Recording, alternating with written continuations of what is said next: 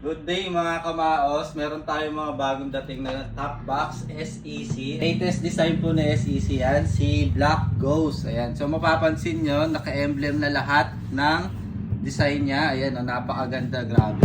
Mapapansin ninyo, yung mga corner bumper natin, napakaganda na, napaka-solid niyan mga bossing natin. Tapos meron siyang design ni SEC dito. Kagandahan yan mga boss, double lock na yung bagong-bagong box natin. Check natin yung loob niya. Ayan, napakaganda, naka-leather na siya. Then yung zipper natin, ayan, napaka-solid niyan. And then siyempre, meron na rin siyang lagayan ng tumbler. Ayan, napakaganda. So 38 liters siya mga boss, kasya ang isang helmet diyan. GD yung hawak-hawak natin. So ilalagay natin diyan para makita ninyo na kasya yung isang helmet natin. Ayan, no.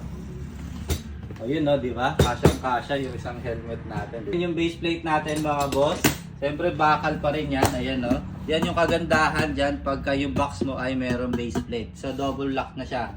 Okay, siyempre kasama na yung backrest natin. Napakaganda, napaka-solid ng backrest ni SEC talaga. Mga boss, yung price pala natin dito sa bagong-bago natin na top box is 3,000. Yung pag ika-cash nyo yung natin, yung box natin. Siyempre separate pa yung bracket dyan.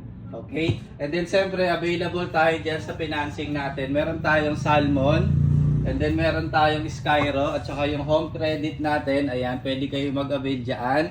10% lang yung down payment natin. Nag-ano lang siya nun, mga 380 to 300 pesos yung down payment natin. Okay?